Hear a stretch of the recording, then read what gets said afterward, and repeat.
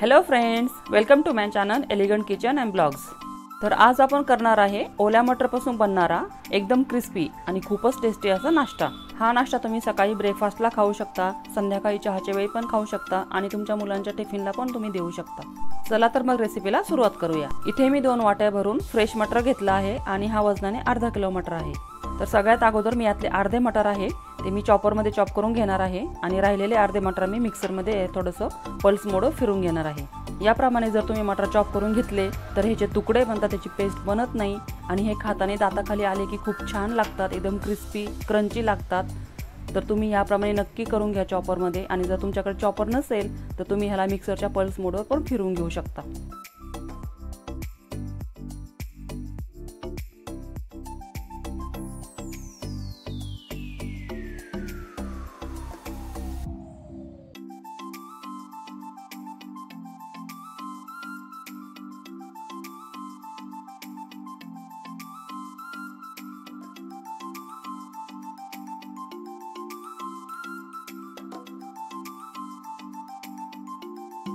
इथे तुम्ही बघू शकता याप्रमाणे आपल्याला हे चॉप करून घ्यायचे आहे। जास्त बारीक आपल्याला याची पेस्ट करायची नाहीये। तर याप्रमाणे मी राहिलेले अर्धे मटर ही चॉप करून घेते। तर इथे तुम्ही बघू शकता अर्धे मटर मी चॉप करून घेतलेत आणि अर्धे मटर मी मिक्सर मध्ये फिरवून घेतलेत। तर त्यानंतर इथे मी 7 ते 8 हिरव्या मिरच्या घेतल्यात, 10-12 पाकळ्या लसूण घेतलाय आणि 1 इंच आल्याचा तुकडा घेतलाय। तर हे सर्व आपल्याला एका मिक्सरच्या जार मध्ये घ्यायचे आहे आणि पाणी न घालता याला आपण वाटून घेणार आहोत। तर इथे हिरव्या मिरच्या तुम्ही तुमच्या आवडीनुसार तिखटाचे प्रमाण तुम्ही कमी जास्त करू शकता। तर याप्रमाणे मी मिरच्या थोड्या मोठ्या आहेत म्हणून याचे तुकडे करून घेत आहे।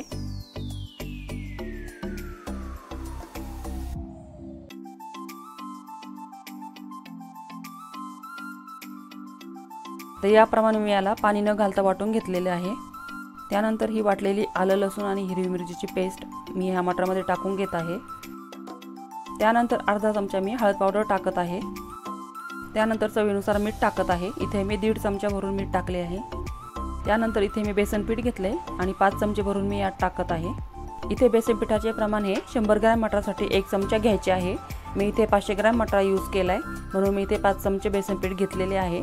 तुम्ही ज्या प्रमाणामध्ये मटर घ्याल त्याच प्रमाणामध्ये तुम्ही बेसन पीठ पण घ्या। त्यानंतर ज्या वाटीने मोजून मी 2 वाट्या मटर घेतला होता त्याच वाटीने मी इथे 1 वाटी भरून बाजरीचे पीठ घेतले आहे आणि यातले अर्धे पीठ मी अगोदर टाकणार आहे आणि राहिलेले अर्धे पीठ मी जसे लागेल तसे म्हणजे यामध्ये जेवढे पीठ बसेल त्याप्रमाणे मी टाकत जाणार आहे आणि नंतर मी पुढे तुम्हाला सांगेलच की यातले मी किती पीठ वापरले।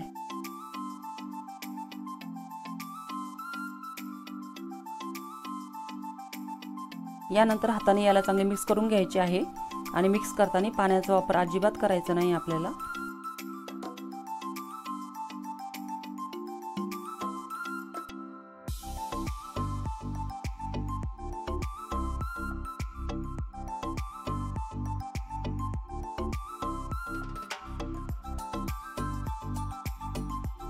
यानंतर राहिलेल्या बाजरीच्या पिठातले थोडे पीठ मी यात परत टाकून घेत आहे आणि याला मिक्स करून घेणार आहे। इथे तुम्ही बाजरीच्या पिठाच्या ऐवजी ज्वारीचे पीठ पण वापरू शकता, पण बाजरीच्या पिठाबरोबर याची चव खूप छान लागते। तर इथे मला आणखी थोड्या पिठाची गरज वाटत आहे म्हणून मी राहिलेले पीठ पण यात सगळे टाकून घेत आहे। तर इथे मी पूर्ण 1 बाउल भरून बाजरीचे पीठ वापरलेले आहे।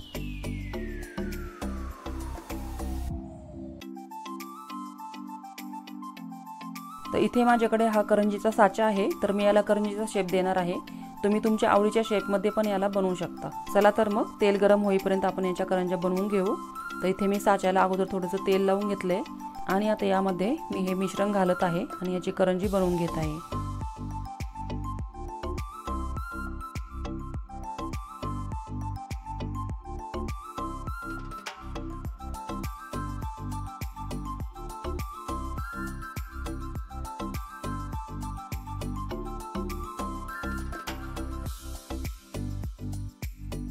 हे बघा किती छान करंजी तयार झाली आहे आपली, बघू शकता दोन्ही साइडनी पण। तर याप्रमाणे मी आणखी एक करंजी तुम्हाला तयार करून दाखवते।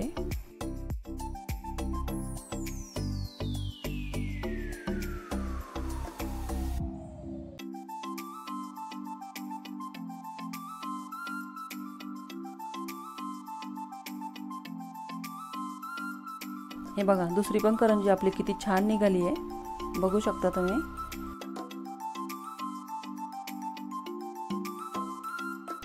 तर याप्रमाणे मी सगळ्या करंज्या तयार करून घेतल्यात। चला तर आपण याला फ्राय करूया। तर इकडे आपले तेल पण गरम झालेले आहे आणि तेल आपल्याला मीडियमच गरम पाहिजे आणि गॅसची फ्लेमही आपल्याला मीडियमच ठेवायची आहे। तर इथे पॅन मध्ये एका वेळेस जेवढ्या करंज्या बसतील तेवढ्या मी यात सोडून घेत आहे।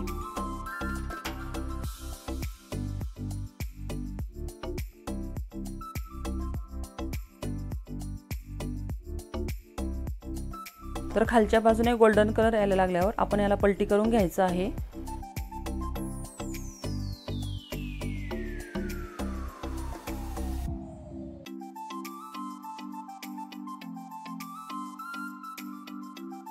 तर याप्रमाणे पलटी करत करत सर्व बाजूने आपण याला चांगले फ्राय करून घेणार आहोत।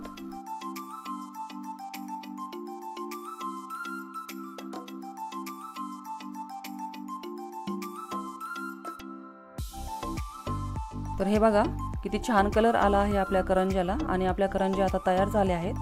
तर आता याला मी एका ताटामध्ये काढून घेत आहे आणि या करंज्या अजिबात तेल पीत नाहीत, त्यामुळे खूप कमी तेलकट बनतात आणि खायला तर एकदम क्रिस्पी आणि एकदम भन्नाट लागतात। तर तुम्ही एकदा ही रेसिपी नक्की ट्राय करून बघा।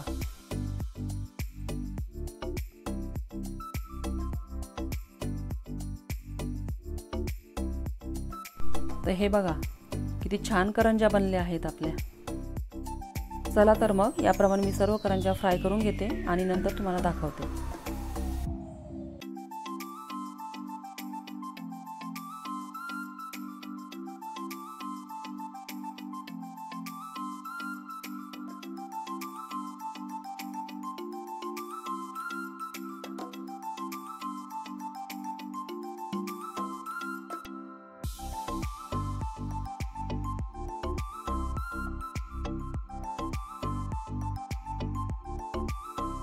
तर याप्रमाणे मी सर्व करंज्या फ्राय करून घेतल्या। चला तर आता याची आपण प्लेटिंग करूया। तर इथे मी टोमॅटो केचप बरोबर याला सर्व करते। तुम्ही याला पुदिन्याची चटणी बरोबर पण सर्व करू शकता, खूप छान लागते पुदिना चटणी बरोबर पण।